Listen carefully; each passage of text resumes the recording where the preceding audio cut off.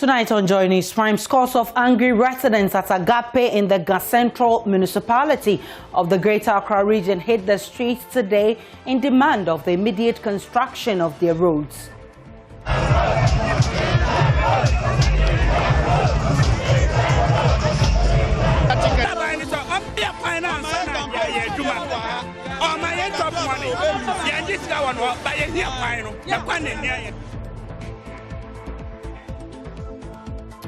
President Akufo-Addo has been describing as misleading claims that he has only cleared his appointees accused of corruption.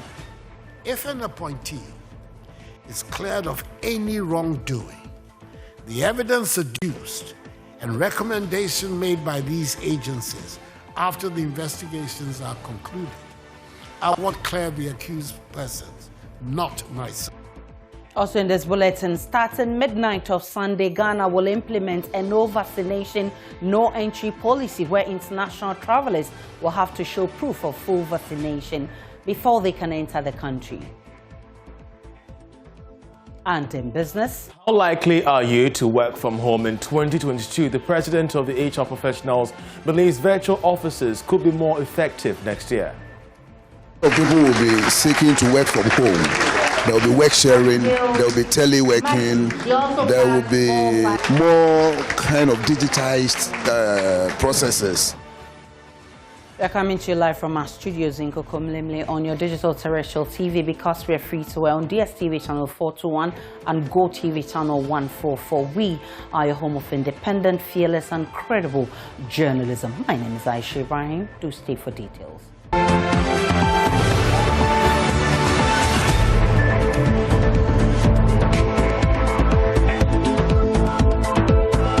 Many thanks for choosing us. We begin with scores of angry residents at Agape in the Central municipality of the Greater Accra region who hit the streets today in demand of the immediate construction of their roads.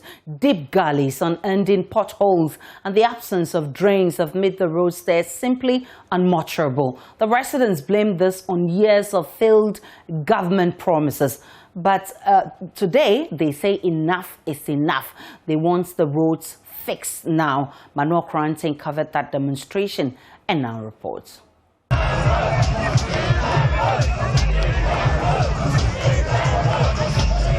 you can hear behind me, fix the road.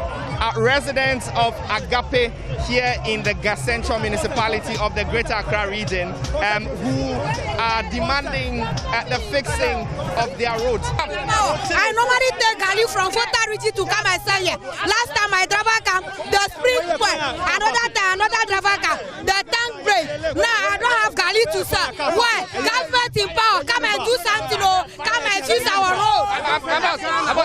How long have you lived here? How long have you lived here? I've been here for over 20 years. Nothing has happened here. I am 21 years old in this community. There has not been any good thing. Anytime we will fix it. Now it is worse. Some people started it by constructing gutters. They neglected the gutter. Now the gutters have started breaking in. And that we claim we don't have money, but we always do things, we don't do it properly. Now there's nobody to take care of us. We are fed up. So what do you want? What do you want? What we want is development. Agape is a special settlement. A special city. You can see the environment. There's special buildings which are here. And you can see the placards written on it. Agape lives matter. No more promises. We want results. Mommy, what's it saying? Every year, we have 4 tax. Yet, Pepper, so you know for so. And food say a Niama, yet the Niama free crop about casting in and to miss our quam. Casting it through high to miss say, and Yama loaded it by casting it draw so copium. Dystopia, sure, Tomswaniaka. Won't you be young? And Yasramo, your chatas. Me who can be far receipt in the by. Your chatas every year. Yes, and so you just heard the lady say in Chi that they also pay taxes, and in fact every year the authorities come and take the taxes from them.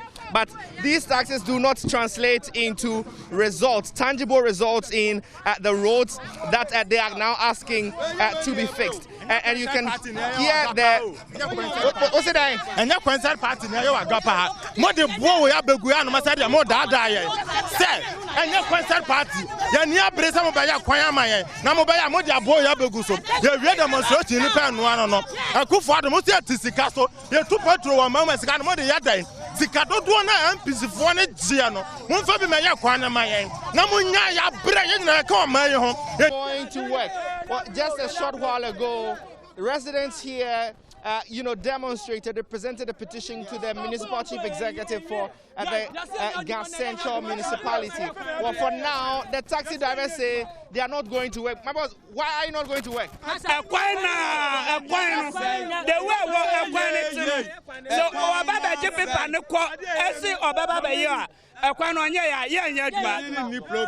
Drivers no kasi adwuma yesra ban ni so o me ya kwan na ansa na adwuma o ma ye top money ye ndiska won ba ye hia kwan no ya kwan na hia ya ba wuta o mo kama ya bla why ya kwan na say why ya ko shop sa ya bla je sa sa me ma why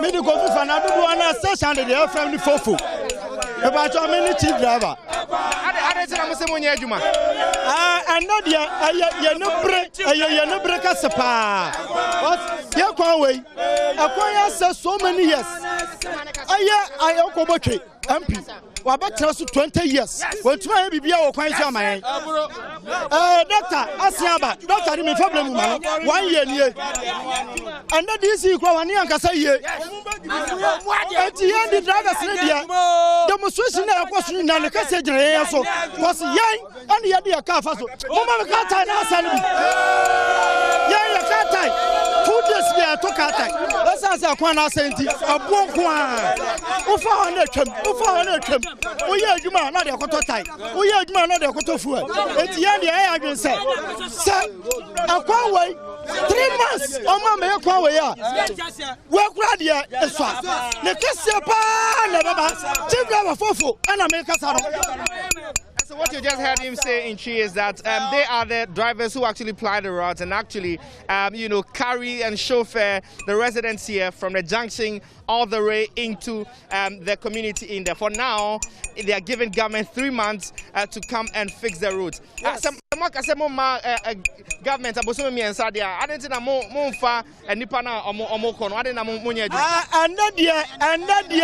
anda ayada ye ni abre papa enti se dia ye ni esi abre no ya driver fo ye mpase ye dia akoma eni obufuo abeya adwuma enti anda je tasi driver se dia ka bia ntu no park we so because me chief driver se obi from se o driver no we took a no kwenya problem aba ha me na mko akodi akire me nim se ne bu afu ani tra ma kwenya problem enti se and the pa dia ka bia no abeya adwuma park we so madam ase. The residents presented a petition to the MCE Mohammed Bashiru. Even though the roads have been awarded on contracts, the contractors have not been on site for years, according to the MCE. He says he will push for termination if the contractors don't return to work. What else if it is not politically motivated? What else do they expect? But we thank God that it ended peacefully. We are very tolerant, and you saw the high level of tolerance we exhibited throughout their demonstration, though they were misbehaving and they were provocative enough. But still, we calm people who wanted. Look, there was going to be a counter demonstration. You know why? The counter demonstration was that to offset the fear of losing this work that is going on. All that we managed to calm people down, told them that allowed them to just do whatever they want to do after all. So if they could dress in NDC colors and come there and be hooting will solve their problem. Let the hooting, how can hooting go and fix the road for them? The road is being fixed. as we are talking now. So their demonstration, after a series of explanation, they've never had or they've never written a letter to me. They've never met me to discuss with me. Oh, my road is bad, and then what are you doing about it? For me to tell them, oh, we have done A, B, C, D. So wait, with timelines, you see action. They didn't do all that until ahead of their demonstration, and then went and met them yesterday. So if it is well intended, if it's well intended, you saw the few people who came out initially before the intervention. They were expecting 5,000 people, less than 100 people, most of them dressed in NDC colors, to come and then just cause mayhem. In the morning when I came, the block road, I removed it and told them that, hey, we will not tolerate lawlessness. So that is it. It will be fixed. We will compact the gravel whilst we wait for the contractor. Is there a timeline for us to expect the contractor to return on site, or maybe an abrogation of the contract? That is it. You have said it right. It's two things. Either he comes back to site, or we influence the termination of the contract so that it will be re-awarded. Okay. Are we giving the contractor an ultimatum? The contract was not awarded by the Assembly, so I think it was awarded somewhere else. So what we have to do is to present a report to them about the progress of work, and that will influence their next. Earlier this year, the Deputy Roads Minister had warned that government was going to terminate contracts of all road projects which have been abandoned by contractors. Well, he joins us for more on this particular situation. Stephen Jalula joins me now. Good evening to you, sir. First, confirm to me if these Agape roads have indeed been awarded on contract. All right. Good evening to you, and good evening to your listeners and viewers. First of all, I want to thank you for having me, and to say that I just watched the documentary on the demonstration by the good people of Anyanso Utrum and Agape community, to be specific. We understand their plight, because we know that whatever we do as Ghanaians, roads are very critical for us, and that is why they are venting their anger by coming out. It doesn't really matter how many people join a demonstration, that the fact is, one, that they are not happy about the nature of the roads that they ply on daily. Yes, it's true. I think the Honorable Member of Parliament for Anyanso Utrum invited my ministry to a public symposium, and I represented my boss, the Honorable Kwesi Mwakwata, and I think at that forum the issue of Agape roads came up. The fact is that this particular year, 2021, the president, in his own wisdom, decided that there's no need for us to commit ourselves so much again, because we are overburdened. We have about 7 billion debts that we owe to road contractors in Ghana. So why do we have to award new roads? So this Agape road has been procured, and everything has been done, waiting for the final approval for the contractor to go on the road. So what I would say to the good people of Anyanso Utrum and Agape community in particular is that fortunately, we have a few days to the end of the year 2021, and when we cross over to 2022, I think that particular road will be one of the first to be approved by my boss, so that at least a contractor will come on it and bring relief to them. So, so this particular road is not on contract yet? It's not on contract. We have procured it. We've advertised, we've selected the contractor, but we are yet to do the final approval for the contractor and hand over the site to the contractor to go on it and work. So exactly when will this happen? We need some assurance, to residents in this area especially. I would not be able to give timelines. I can't do that because this particular year, we have never awarded any new roads because of the burden that we have already. By 2022, Inshallah, the president will allow us to do new awards. And I'm assuring the good people of Anyanso Otum and the MP that this road will be one of the first to get to the table of the Honorable Kwesi Amakwata for his signature. Have you hold there for me, Honorable Minister, because in Sunyani, a similar demonstration happened where hundreds of residents are calling on the government to work on poor roads, salt airport rehabilitation, abandoned library projects, water system, among many other projects in the Bono region.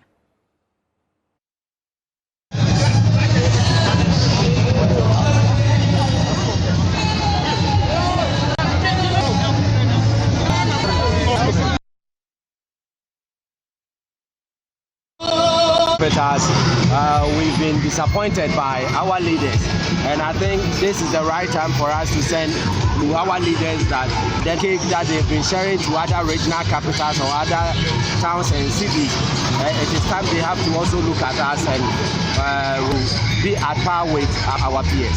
Our facility in terms of hospital, you go to the municipal hospital, it's an eyesore. Go to the regional hospital, there's nothing to write home about. Sunyani Sports Connection Park, you can't talk about Ghana football without not mentioning Sunyani. There is no tournament Ghana has won without a certain Sunyani or Puno. But look at stadium, look at our road, our water system, everything is in bad state. You go to the children, go to the street. There's a whole lot of things we have to talk about. And I think this is the right time. We have to put our parties aside because our leaders, our politicians, they know about their parties than there's to Europe. Politicians always, when they get power, they want legacy.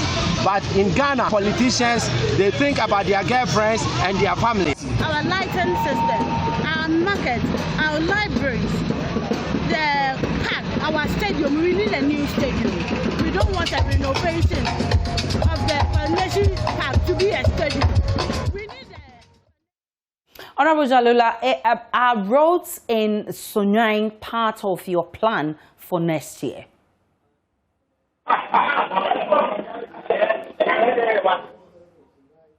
I think they are one of the luckiest because about 40 kilometers of road in Sunyani Township is being worked on. And one of them is the ones that is being done under Sino Hydro Master Project. So I'm sure that those living in areas that the Sino project is ongoing, they would rather be clapping for us. It is just the road I just mentioned, the new Doma road, that is a headache for the people of Sunyani as we speak now. Otherwise, all other areas, the works are ongoing. Our reporter who joined the demonstration has just joined us. Let me get this one quickly from him. Precious, specifically, which roads are the protesters calling government to fix? They are more concerned of the Sunyani Yazima road, that is from the regional hospital through New Doma, Kotokrom to Yazima. And as I said, the road, the stretch in front of the regional hospital has been done, has been cut even before the elections last year.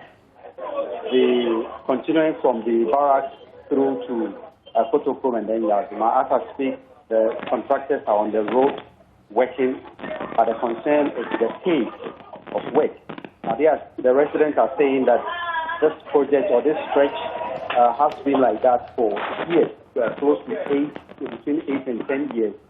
And they are worried that the pace could lead to the contractor abandoning the project itself, and that is affecting their business. Now, the Sino Hydro project is also ongoing. Contractor is on site, but again, it has to do with the pace of work. Apart from that, the other suburbs within Sunyani, Bakumiaba, Penkwase, Nkwaben, Abisin, Odumase, and the like, are all complaining of roads within this suburbs of Sunyani. Honorable, I believe you've been listening to my reporter. He's talking about the hospital road and other roads, but particularly he mentions the fact that contractors on some parts of the road who are embarking on some of the projects you talk about, the pace is extremely slow, especially because you have warned that contractors will be denied of their jobs, or you would take the contract from them if they do not work. Would you consider doing that? Yes, of course. I think your reporter confirmed what I said earlier on concerning the New Doma Road. And once more, I will plead with residents of New Doma area that we will look into it and see why the contractor is slow in his working. And also the other roads that he mentioned, I'm not so familiar with Sunyani. I'll not be able to know. But what I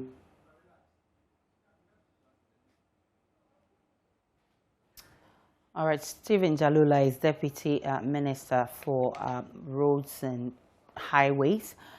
We'll try. Is he back? All right, Honorable Jalula, go ahead.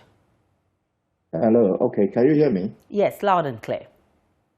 Very well. So as I said earlier on, the Sino Hydro project is going on vigorously, and I know, when you live in an area that the roads are bad, you have the cost. You have a cause to complain about, and that is what the residents of Sunyani are doing now. So the government is a listening one, and we will look into it and see to it that the contractors quicken their pace so that the roads within Doma area, which I understand is just about 2 kilometers, will be done for the people of Doma, and as well as all other ongoing projects within Sunyani Township. And to let you say that it all boils down to money. I say a quencher it's all about money. We can't run away from the fact that the resources are not enough to do fix all the roads in Ghana and fix them at the same time. So that is why we have trust in the Nana Akufo-Addo government, and even the budget that is before the Parliament of Ghana now for approval. We trust that when this budget is approved, 2022. The injection of capital into the road infrastructure is going to double.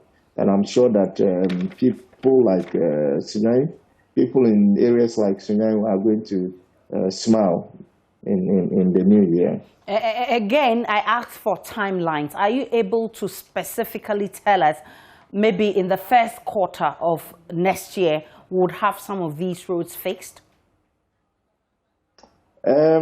Unfortunately, I'm unable to give timelines because we don't, as I said now, I don't know why the contractor is slow. I need to speak to the contractor and see how my ministry will be able to help him to quicken the pace. Stephen Jalula is Deputy Roads Minister. I'm grateful for your time. He refused to give us timelines, but we'll be monitoring and ensure that he lives by his words. President Nana Akufo-Addo says his government has undertaken arguably the boldest initiative since independence to reform and strengthen the capacity of the nation's institutions to tackle corruption in the public sector. According to President Akufo-Addo, his government has fought corruption not in words but in concrete deeds, delivering the keynote address at the National Anti-Corruption Conference organized by the Commission for Human Rights and Administrative Justice. He says every single alleged act of corruption leveled against him, his appointees, have been investigated by independent bodies such as SRAJ, the CID, and in some cases by Parliament itself. Charity, they say, begins at home.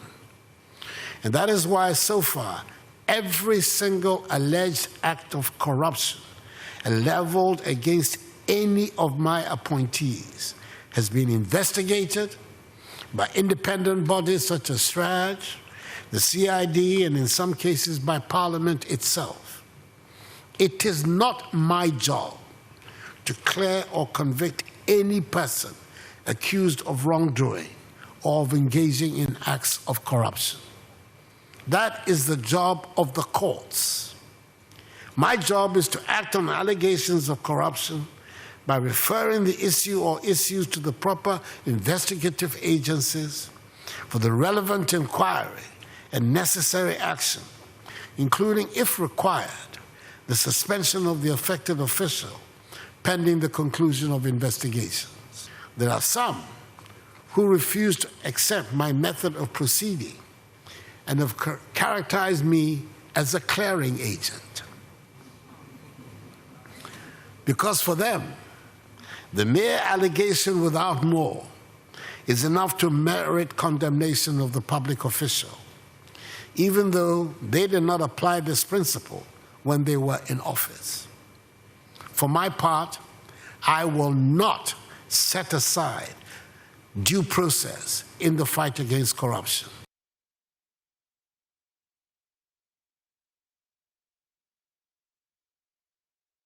The president describes as misleading claims that he has only cleared his appointees accused of corruption, saying he only allowed due process to work. Thus it was that in 2019, I suspended the then acting head of the Public Procurement Agency from office after conflict of interest and corruption allegations had been leveled against him.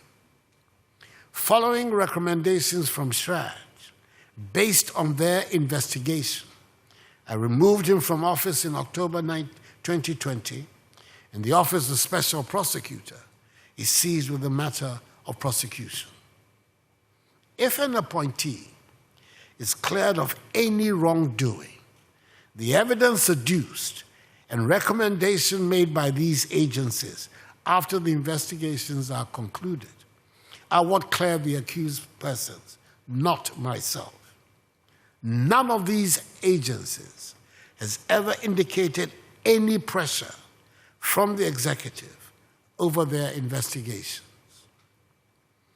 There are some who refuse to accept my method of proceeding and have characterized me as a clearing agent. Because for them, the mere allegation without more is enough to merit condemnation of the public official, even though they did not apply this principle when they were in office. For my part, I will not set aside due process in the fight against corruption, no matter how much opprobrium this incurs for me.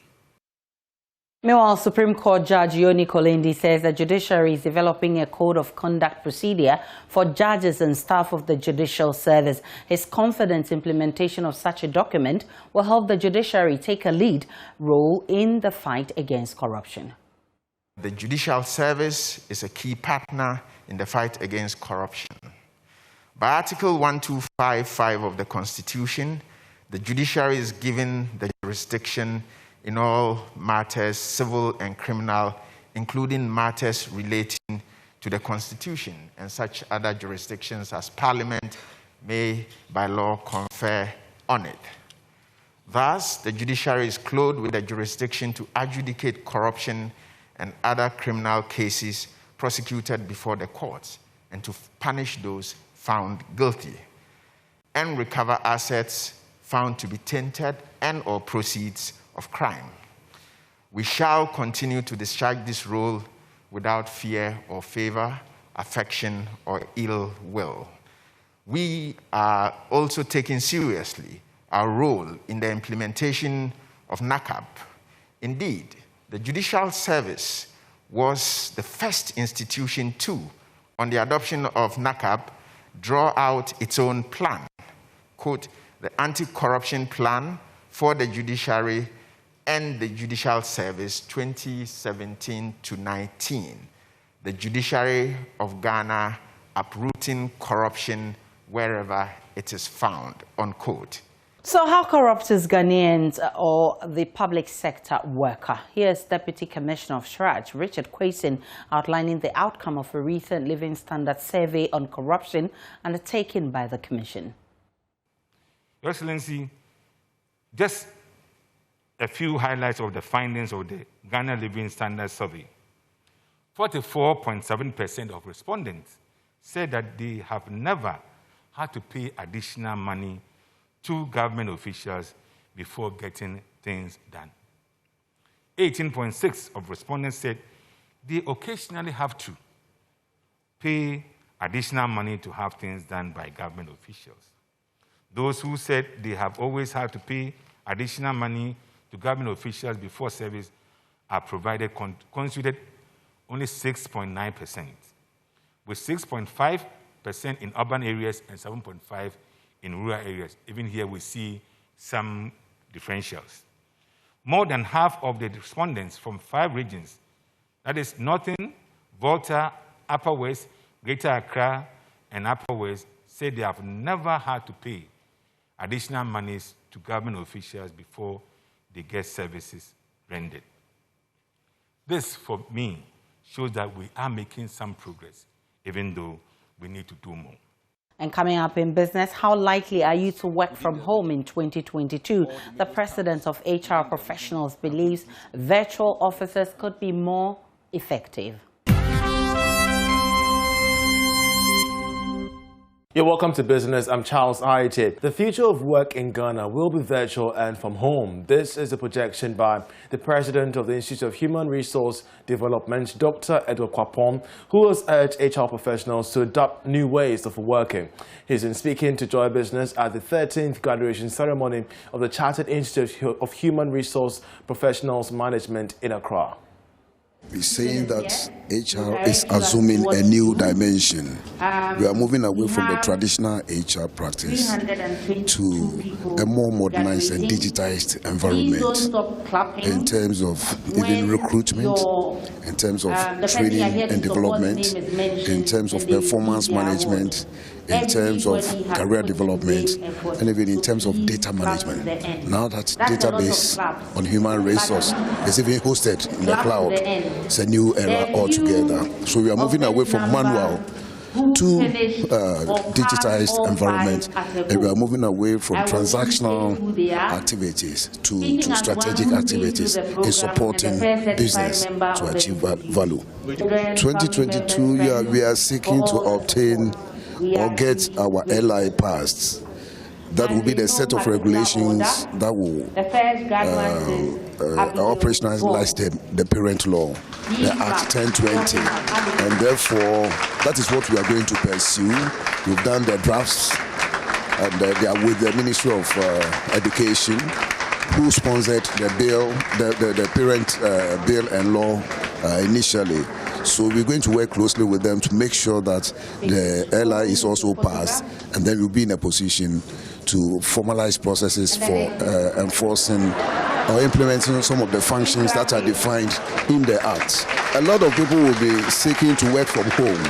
There will be work sharing, there will be teleworking, there will be more kind of digitized processes, so that the physical presence of a worker at the workplace will gradually recede, and it will be more of digitization and computerization, robotics and artificial intelligence. And we stay a bit on the 13th graduation ceremony of the Chartered Institute of Human Resource Management Professionals, as 322 graduates were ushered into the world of HR practice. The Chief Executive of the Institute, Ebenezer Agbeto, says the only way that HR managers can survive the times is when they strictly adapt to the changing trends of artificial intelligence.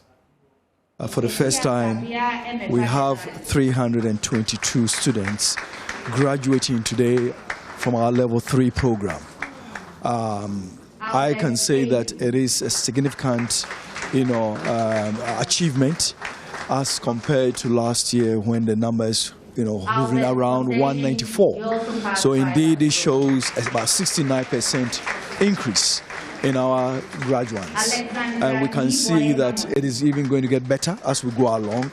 My message to the graduates is that step out there and distinguish yourself, and do things that indeed will make people feel attracted to the profession. That is no longer as things that it used to be, but we are now in an era that we will exhibit professionalism as pertaining to our work at the workplace. Away from there, as pressure mounts on the government to take out taxes on petroleum products, a former National Petroleum Authority boss, Alex Mould, discloses which particular taxes can be taken off. Take a listen to him speak to George Rafi on the PM Express Business Edition. We still have a special tax of about 46 pesos, which is still lingering on the price build-up. If the government really wants the consumer to benefit from a reduction, then government has to forgo some of these taxes. But I don't think that's going to happen because they have revenue challenges, and government is not going to do that. But Alex, we've been told that in the mid-year review, maybe something of that sort could be considered. It doesn't happen in the main budget.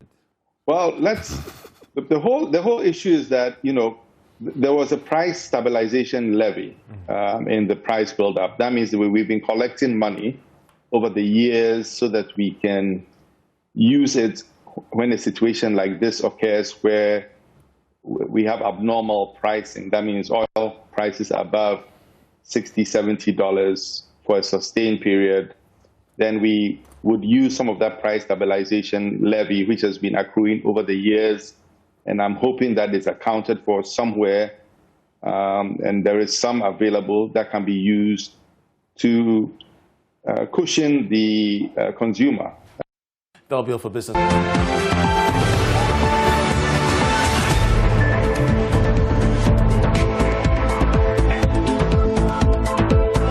Starting midnight of Sunday, Ghana will implement a no vaccination, no entry policy where international travelers will have to show proof of full vaccination before they can enter the country. It is part of new measures introduced by health authorities to address concerns relating to the emergence of the new Omicron variant of COVID-19 and rise in new cases. And travelers to Ghana, all persons 18 years and above arriving in Ghana will be required to provide evidence of full vaccination for a COVID-19 vaccine. All unvaccinated Ghanaians and residents of Ghana who are currently outside the country and intend to return within 14 days from the midnight of December 12 are exempted. However, they would be vaccinated on arrival at the airport. Traveling out of Ghana, all Ghanaians traveling out of the country are to be fully vaccinated effective midnight, December 12, and a person is said to be fully vaccinated when he or she has taken the full dose of vaccines approved and registered by the Food and Drugs Authority. 2 doses of AstraZeneca, Pfizer, Moderna, or Sputnik V to be declared as fully vaccinated. 1 dose is required for Johnson & Johnson to be declared fully vaccinated. And COVID vaccines approved and registered by FDA are as follows: AstraZeneca, Sputnik V, Johnson & Johnson, Pfizer, and Moderna.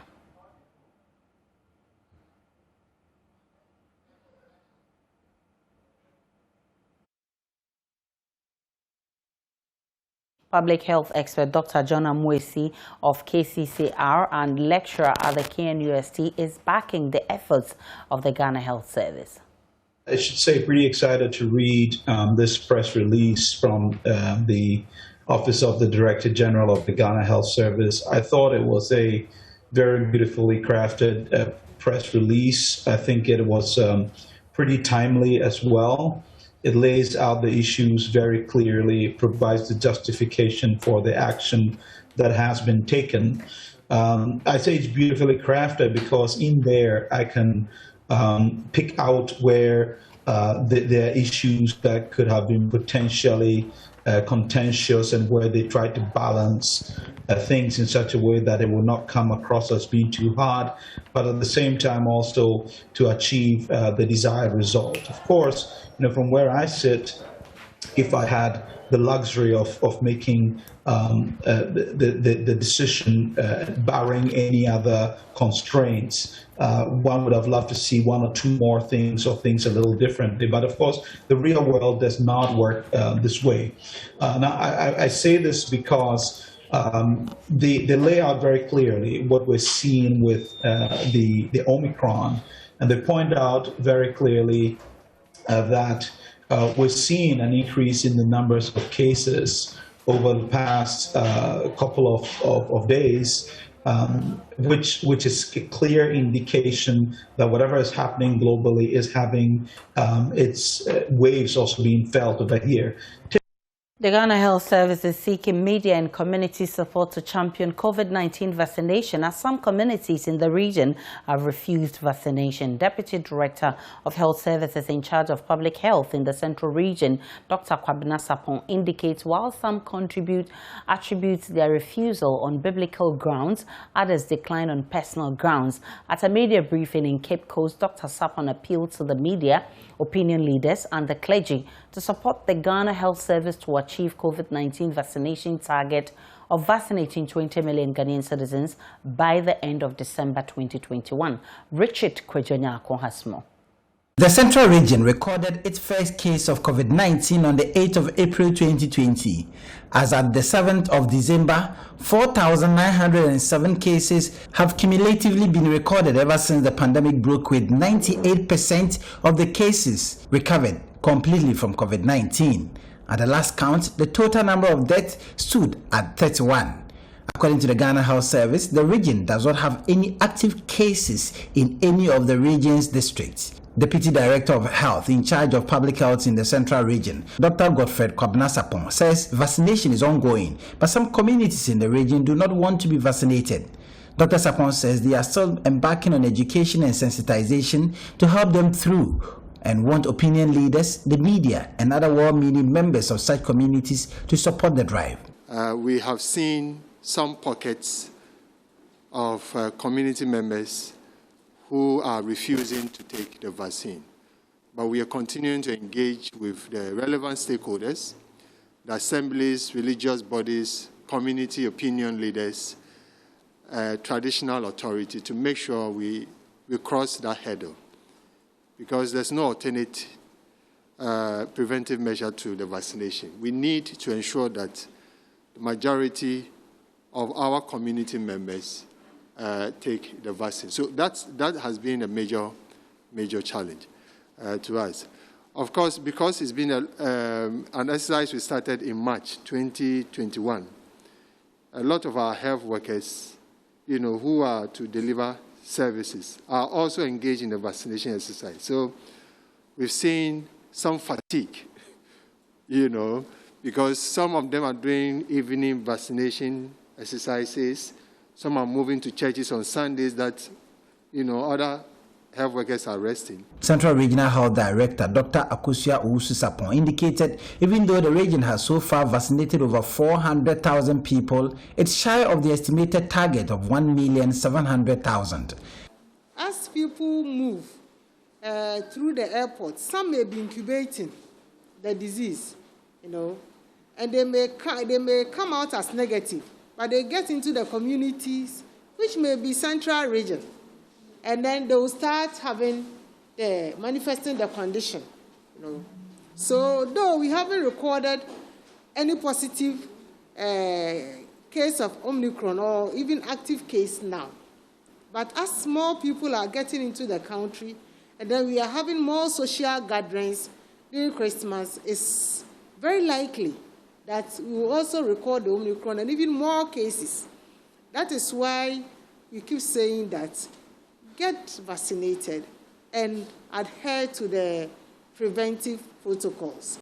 The minority in Parliament is demanding the immediate laying off of the e-levy and other tax bills before the House for consideration. The business statement for next week advertised the deliberation and subsequent approval of the appropriation bill, but failed to make room for the financial bills as captured in the 2022 budget. Here's the First Deputy Minority Whip, Ahmed Ibrahim, who raised the issue on the floor of the House. Mr. Speaker, we are talking about estimates. And the estimates go along with the financial bills. Mr. Speaker, in the business statement from Tuesday to Friday, conspicuously mixing was some of the financial bills, including the electronic transaction bill. Mr. Speaker, these are bills that the public has a lot of interest in, and which the House itself would have to be played and referred to the various committees for consideration and report to the House to enable us to be able to pass or disapprove the appropriation bill. Mr. Speaker, if you write 17th, if it is possible for it to come today, I will make sure it does. That is all. You didn't ask about it being dropped. Yes, and the finance minister's letter to us, which letter we have gotten, seemed to be part of the budget, clearly said he was consulting, engaging. So be assured. Thank you.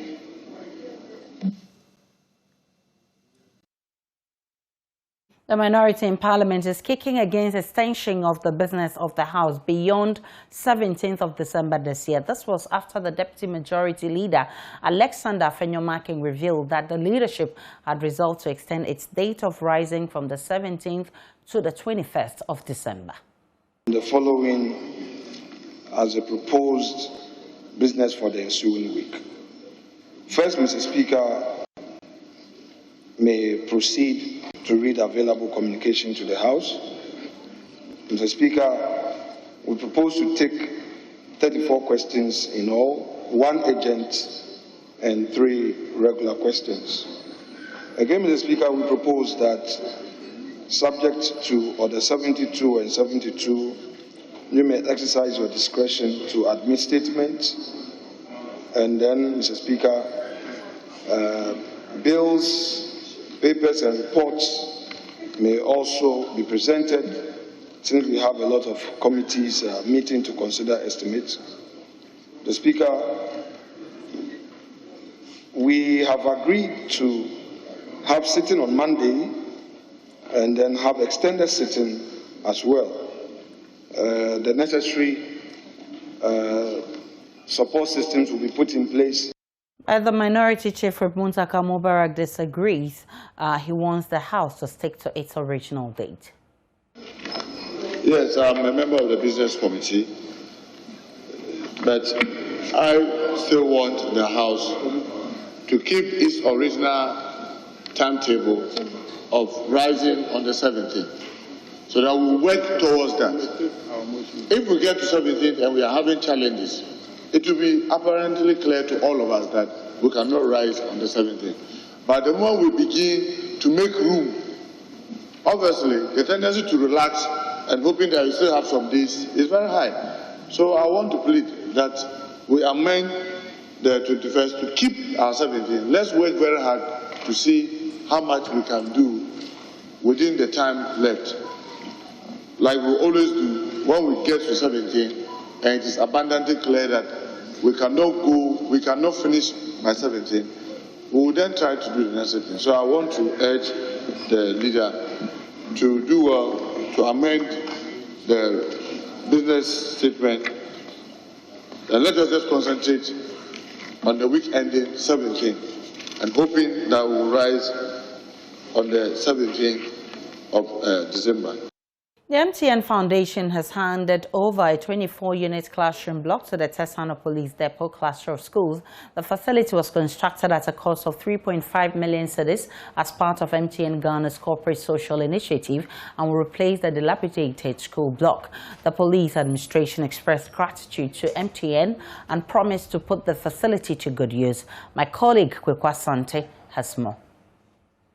It has been serving not only the children of police officials, but the Tesano and Abeka areas also. For years, the police depot cluster of schools has been in extremely bad shape. The classrooms were dilapidated and existing structures had no modern washrooms. But MTN Ghana has changed the story. Through its MTN Foundation, the company has handed over a brand new 24-unit classroom structure with modern facilities from kindergarten to junior high school. According to the CEO of MTN Ghana, Selom Adadivo, who handed over the facility to the police administration, this forms part of the efforts of MTN to help the societies within which they operate, and hoped the facility will impact the results of the students. The facility is a 24-unit classroom block and contains a nursery, kindergarten, a primary school department, and a junior high school department, with a student population of approximately 2,500.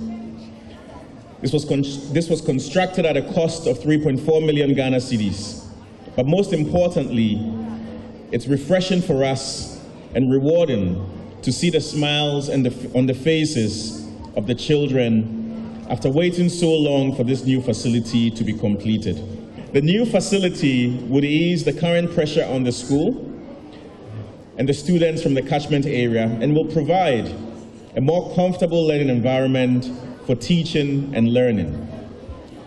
What will bring even more pride to us at MTN is if we see a massive improvement in the results of the children and their general well-being as a result of this investment.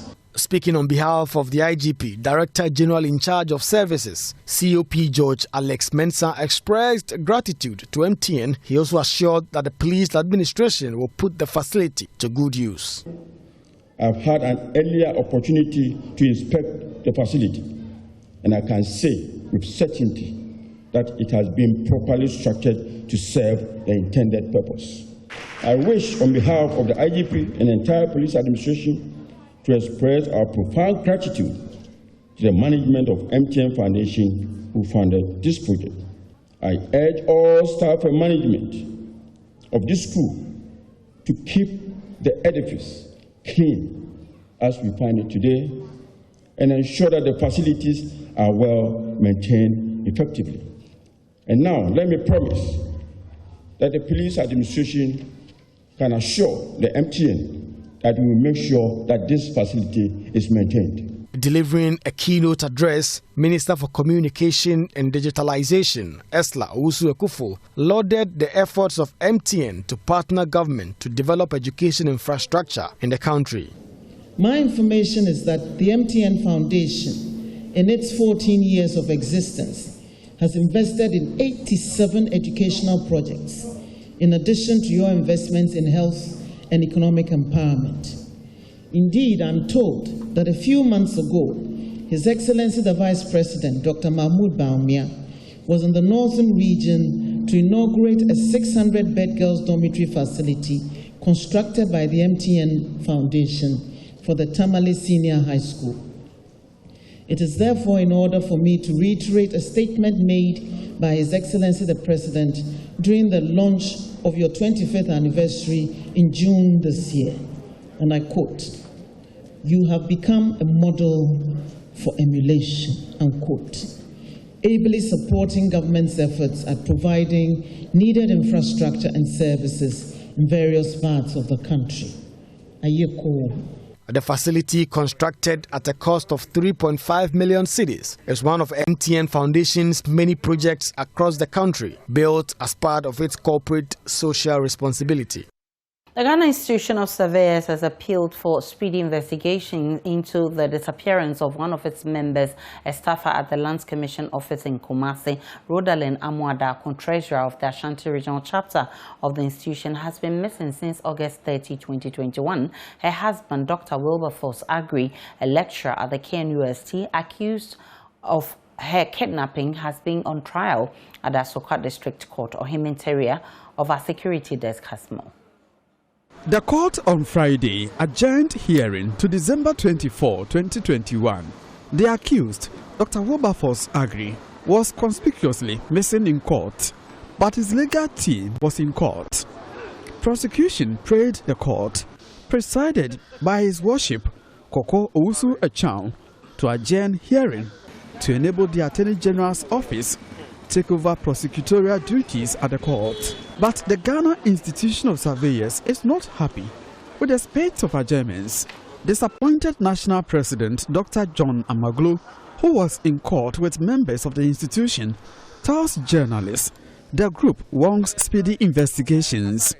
According to Dr. Amaglu, the institution expects nothing but expedited investigations into the disappearance of Mrs. Rhodalyn Amuada. We really miss our sister Rhoda, and we are keenly following the proceedings. I will only plead with the authorities to expedite action on the investigations so that whatever the issues are, the perpetrators will be brought to book. For now, we'll wait and see what happened on the 24th when we all gather here again. You can see from my face, I'm disappointed. I'm sad also that this case is prolonging. But we are following the proceeding keenly. I only plead that the investigation should be expedited. In another development, the Asokwa District Court, presided by Her Worship Akua Edubuahe, has expressed concerns over the conduct of the prosecutor in the case in which 3 persons are standing trial over the murder of social media activist Ibrahim Mohammed, also known as Kaka Mechu. They are Ibrahim Isaka, also known as Enyas, Foseni Alasa, and Mohammed Idi, a brother of the late activist. The unhappy magistrate ordered the prosecutor, who had a brief for the lead prosecutor, the Ashanti Regional Judicial Police, to call the latter to appear before the court. It comes as the lead prosecutor and the accused failed to appear in court. The magistrate suspended sitting for at least 5 minutes to enable the stand-in prosecutor provide an update on the status of the case before adjourning hearing to December 21, 2021. Meanwhile, lawyer for Idi Mohammed, Setu Chenam Anoglate, is equally concerned about the delays. I don't think it's fair that this matter unduly delays. It serves nobody's interest. And I don't think it's fair to the accused persons. You know, they've been kept in custody since July, and nobody knows what is going on. From Kumasi, for Joy News, Parliamentary reporting. We take a break on Joy News Prime. We'll be back with editorials.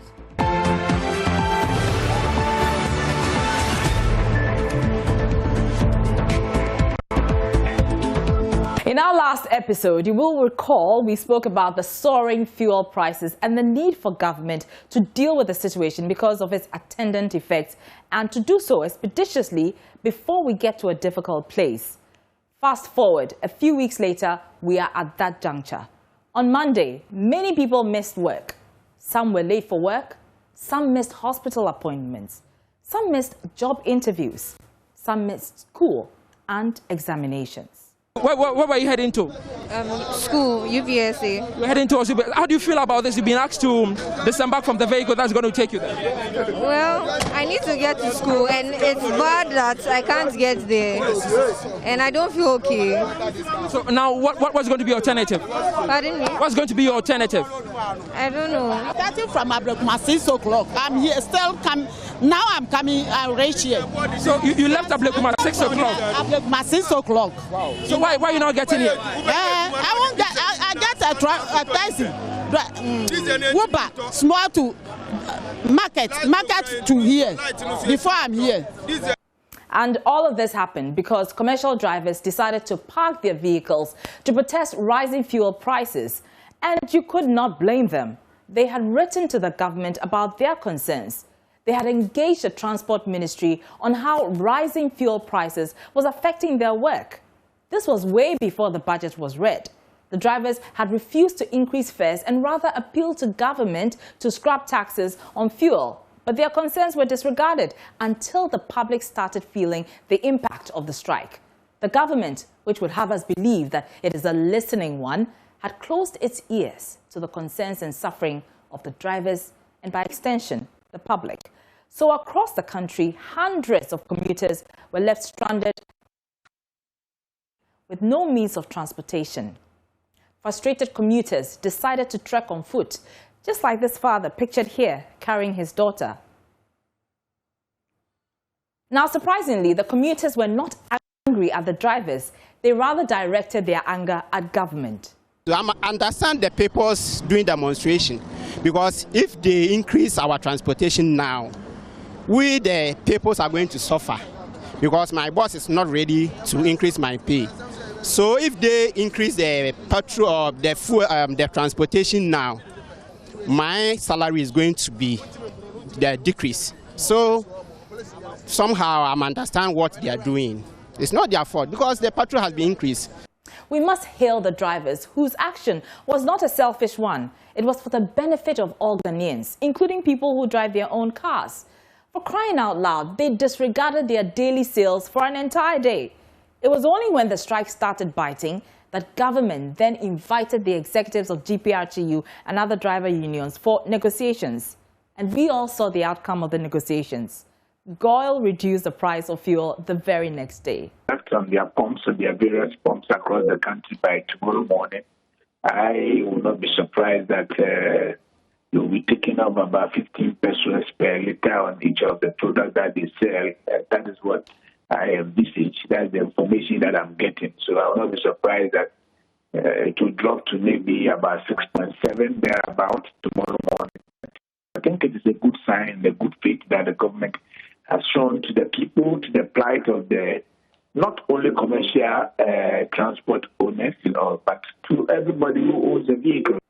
Whether government forced GOIL's hands or not in that decision is a matter for another day. But did it have to come to that? In other countries, what we know is that public transport is driven by public agencies. Over here, we're having an over-dependence on private transport operators. And this exposes everybody. Have we even quantified the loss as a country that we suffered that day? I'm not sure we know. But we can safely say that hundreds of thousands of cedis have been lost from that one-day strike by the drivers across the country. Clearly, if we had a properly functioning public transport system, this situation could have been avoided. Even the 110 Ayalolo buses that were deployed could not address the problem. It was just a drop in the ocean, given the enormity, the vastness of the problem. And speaking of the public transport system, I'm sure you recall in November,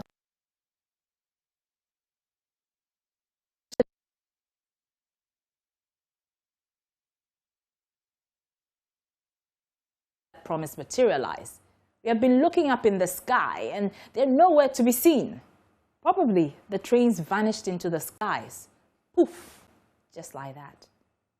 Well, even with that, just recently, Railways Minister Peter Amewu has burst our bubble by dispelling the notion that this promise of a sky train is not feasible. But I digress. So what lessons can the government learn from this strike? Government must listen to the people. The NPP government is in power because Ghanaians voted for them, so that they must serve their interest. If there's an overwhelming public opinion on an issue, they must step back and listen. And in this regard, it is our hope that they will listen to concerns about the e-levy. But beyond listening, they must also act.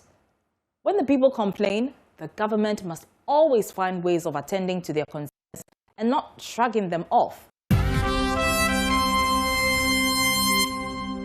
In business economist, Professor Godfrey Bokpen is charging governments to be intentional in supporting the growth of indigenous businesses irrespective of their political ties. This, he believes, is the only way that the country's businesses can fully benefit from the African Continental Free Trade Area. We have more in this report.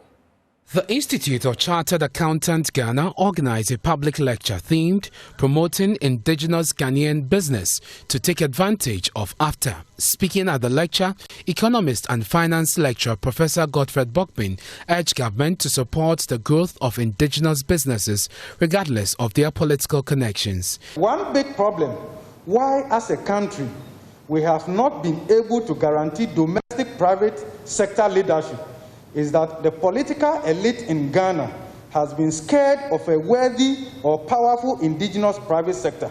This has manifested in the systematic profiling of indigenous private sector, including their political affiliation, which then influences the posture of the state in dealing with these indigenous businesses, including creating a hostile environment for them, resulting in some of them running away from their businesses. What we are observing is that every government in power, its affiliated businesses are favored much to the disadvantage of the national entrepreneurial ecosystem. Minister Councillor for Trade and Investment Kofi Addo emphasized that the survival of any business depends on accounting and auditing. Ms. Nketia did say something, that accounting and auditing are like the keys to every door. Ms. Nketia, I would say that they are foundation to every business. If they are not able to stand, when the challenges come, the business will crumble. The government has also embarked on various sectoral reform programs aimed at boosting economic transformation and are being implemented to make our businesses globally competitive. The research concluded that tax reforms are necessary to help businesses grow, as well as good networks and capacity building. Here's President of the Institute of Chartered Accountants Ghana, Professor Williams Atwilik. From this dialogue, the conclusion is that strengthening indigenous businesses is important in helping us solve several of our problems. As an institute, we regulate accountants, and accountants interact and interface with businesses. So we come face to face with the challenges of businesses, particularly Ghanaian-based businesses. So we thought that let us reach out to Business Association of Ghana. Let us have some dialogue and conversation on how we can together highlight the key issues into solving some of the problems of Ghana. And we thought that building indigenous business is one of the... Now, the delay in conducting a comprehensive audit on expenditure related to Ghana's COVID-19 management is fueling a perception of embezzlement in the country, according to the COVID-19 Transparency and Accountability Project report by non-governmental organization Budget Ghana. The report's transparency and accountability during COVID-19 outbreak in Ghana's tracks government spending of funds drawn through loans and grants to mitigate the effect of the pandemic on lives and livelihoods. Here is Ray Inkum, country manager of Budget Ghana. While commending the government for all this work, it's important to start the conversation about how much we receive through loans and grants from our development partners and how we expended the money. This will engender confidence in our governance process and deal with the growing perception of embezzlement in COVID-19 related expenditures. It is in this spirit that Budget Ghana has come together with our regional partners, including Send Ghana, including Collector Development, and a host of other CSOs, to track pandemic-related expenditure. But we cannot do this work alone. It will require the participation of all CSOs to deepen our voice in the call for accountability. And that is the purpose for our meeting here today. So while launching our CTAP report, we hope to have a conversation as CSOs and collectively call on the government for this to be done. Now, with barely 2 weeks to go for Christmas, the Food and Beverage Association is having a partnership with the Food and Drugs Authority to intensify surveillance to weed out unscrupulous agents in infiltrating retail markets with unwholesome goods. As the festive season beckons, shelves of shops, malls and markets are being restocked with goods for purchasing. But the Food and Beverage Association, is in partnership with the FDA, says that they are much more willing to weed out the culprit in this instance. For what we have on the market, we've been able to at least police, or let me use that word, to police a lot of things that are coming in with the conjunction with the FDA, to ensure that those who are bringing in unscrupulous imports are really dealt with, and then to ensure that the association members also, with what they are coming in with, for the Eurotide and then also for what has already come into the system, are really safe and wholesome for consumption. But of course, we've seen global supply chains being disrupted. The United States is having issues regarding the stocking of most of these shelves. Are we having a similar playback in Ghana? In Ghana, yeah, let me say that we've had our in and outs, and fortunately some of the local products or local manufacturers have stepped into also do what they can. The product that they can produce as compared to the imported product, if they can, has really gone up to ensure that we don't have any gap in there. Now, Creative House is a creative hub that specializes in media productions and training programs to unleash the creativity of young people. They redefine how untapped talents are skilled and prepared for the creative industry. James Ashan visited the hub and comes through with this report. Ghana's creative art industry has a potential for national development, but little seems to be said about the sector. For Creator House, they redefine how untapped talent are skilled and prepared for the creative arts industry. This is done through training programs to unleash the creativity of these young people in one of Africa's creator community, Accra, Ghana. Eugene Afo has been running this business for months. He shares this with Joy Business. So we know you are into quite a number of things, to training people and all that. Just take me through what Creator House, what you guys are all about. Okay, so Creator House came about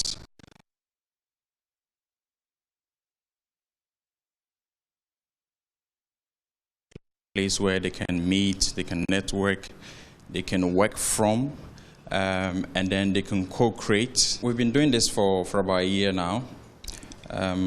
We started Creator House due to the dire need for creatives to get a space where they can meet, they can network, they can co-create to solve problems with creative, sustainable solutions to it. So we decided that why don't we get a space where creatives can come, feel relaxed, work from here, and then gain creative entrepreneur training and skill set. Why creative art industry? Why not you going into the mining industry or any other industry in itself? Well, we chose the creative industry because I'm a filmmaker myself. I'm a media tech consultant, and starting up right after university and starting up my business, it was quite difficult for me to get a space like this where I can go feel a sense of belonging. They can hear me out, they can nurture my idea and build my skill set for me. It was quite difficult, and I know that I'm not the only one in this space. I got my support way from Germany, and it was quite difficult, and I just didn't get it why creatives in Ghana would have to look all the way outside the country for support. So coming back to the country, I decided, okay, fine. Why don't you be like a bridge where you can get this avenue for creatives? So that is one of the main reasons why I did that. And also, what buttressed the point was UNICEF constantly reported since 2010 that the creative arts industry is one of the major contributors of Ghana's GDP.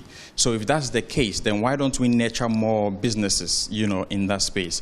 So that's one of the reasons why we did Creator House. One thing that I read about Creator House has to do with training. How is it being done? So we run both consulting services for startups and SMEs, and we also have training programs. Now, our training programs, the first of it is the Creative Skill Development Training Program, which is for anybody within the ages of 18 to 35. That training program, we build their skill set on creative skills like photography, video production, video editing, graphic design, and web development. So anybody that's interested to build a career in any of these creative fields, that is a training program for them. And then we have a startup incubation program which is geared towards women. So that is called Women in Art and Culture program, where we train any woman or women-led businesses in the creative space. It's a two-wing program. The first part is a technical/creative training, where we give them creative essentials to promote their businesses. So who needs a logo, who needs a website, who needs this. We show them how to do it themselves. So a makeup artist or a fashion designer, for example, will go through the process of learning how to develop their website themselves, develop a logo themselves, develop or know how to edit promotional short videos for their businesses. And then we graduate them to a business development phase, and that is where we bridge the gap between the creative side and then the business side of it. So how do they get their accounting in play? How do they learn more about bookkeeping? How do they become business owners? Because we realize that most creative people see what they do as jobs rather than businesses. So they are there waiting for the next gig. If that gig doesn't come, they are just there. But if they see what they do as businesses, then they will rather start writing proposals and then bidding for whatever contract they are supposed to. Bringing creative minds together, they build capacity across the entire production value chain and support co-creation and unique African content. The services vary from media productions to web technologies. They tailor it to align and run with the usage of an array of services for a stronger brand, whether big or small. That's how we end business. We have sports coming up. Please stay with us.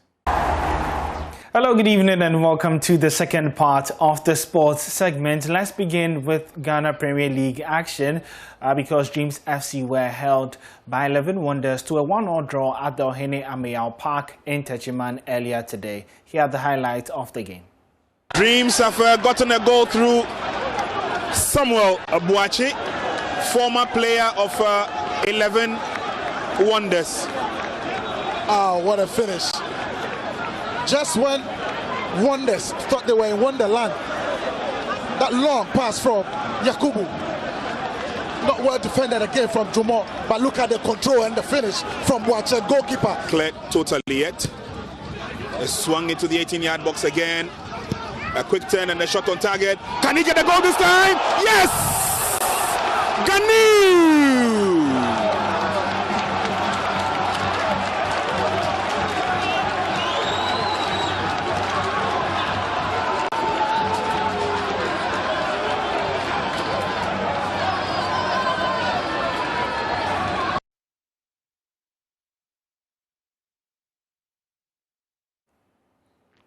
Let's now check Week 7 fixtures of the Ghana Premier League. We just showed you highlights of 11 Wonders and Dreams ending 1-1. Aduana Stars would host the Great Olympics. Can they make it 4 wins in their last 4 games? Legon Cities would host Brekum Chelsea at the Accra Sports Stadium. Royal Tamale United face Mediama as Bechem United travel all the way to BBNE to face Gold Stars. Ken Faisal host Elmina Sharks. Wafa would be at the Wafa Park to play against Ashanti Gold. And Kerala United host newly promoted Accra Lions. To some boxing now, a former national lightweight champion, Sharif Kwe, is set to fight Emmanuel Amos of Tanzania for the World Boxing Organization Africa title at the Royal Dede Golden Beach Hotel in Accra on December 10th. Kwe is seeking to make it 2 consecutive wins since losing to Michael Ansah in their widely publicized bout earlier this year. The 26-year-old boxer wants to use his next fight to relaunch his inconsistent career that has seen him win 20 fights with 3 defeats in his professional career so far. Joy Sports' Nathaniel Watto was at Sharif Kwe's training session ahead of tonight's bout. As you can see, there's a lot of activity ongoing here, and this is a very sacred process when boxers are getting themselves ready to get into the ring, whether it's for training or it's for, for the real bout itself. So, Carl Loco, the trainer, has just joined us, and they're getting ready for a sparring session. Nikal, thank you very much for your time. Yeah, thank you very much. No. How has today been? Your regular day. I mean, I know that normally you have the morning sessions and the evening sessions as well. Yeah. I mean, to be honest, yeah. I mean, we are in the week of the fight, so things are a little bit different from the normal days. And we are finished with the morning session, which was just controlling the weight and moving on. And after that, we also have to go out there to do a little bit press. About the upcoming fight. So the day has been another busy day. Looking forward to finish the work. Yes. Okay. Sharif, everybody has been talking about the new Sharif, tell me what is running through your mind right now as you get ready for this very big fight. You've been promising the fans that you are going to show them something new. But tell me what's on your mind right now. Like I said, I can't talk much about training that I'm training because I know that I'm training a long time, and right now the fight is near. You understand? So I can't talk much because the weight is worrying me. You understand? But I'll show all my fans and all the medias, or anybody who will come at arena I'll show him Sheriff inside of him. Carl, there's been a lot of talk about the last bout, the bout that was lost and everything. What kinds of valuable lessons have you picked from that bout going forward? Because the mantra for this new bout, which is a very big one as well, is the renaissance, the newborn Sheriff Quay. What lessons did you pick from that last bout? Yeah, thank you very much. If I have to refer back to the last bout that got him, his last bout, one fight, that got him the loss. We had a game plan. That the game plan was going perfectly, was going smooth in terms of using the middle of the ring. But yes, a boxer is a boxer. Anything can happen that when he moves to the wrong direction a little bit, that can bring problems. So we realized that we went off a little bit from our game plan, and that is exactly what we were talking about. I personally have been telling him, and it happened that way, and we got the bad results. But hey, before that decision happened to him, everybody can see clear that Sheriff was proving everything as a boxer than his opponent. But in boxing, we have lose and we have. Before we go, let's just get the latest story coming in on my Joy Online, and that has to do with the Black Stars. And as you can see, the Black Stars are set to open camp in Doha on December 22nd ahead of the Africa Cup of Nations. And that story is on my Joy Online. And in the second paragraph, you can say the team would spend 3 weeks in Doha preparing for the tournament in Cameroon, which starts from January 9th to February 6th, 2022. In terms of the friendly games, Ghana would play one club side, which is not named yet, and then they would take on African champions Algeria before meeting another AFCON-bound team before the tournament begins on January 9th. You can get more details on my Joy Online /sports or follow us on social media at JoySportsGH. My name is Ore Kwampofo, and do have a fantastic weekend. And that's where we pet company. My name is Aisha Ibrahim. Many thanks for watching. For more news, log on to myjoyonline.com. You'll get updates of all the developing stories.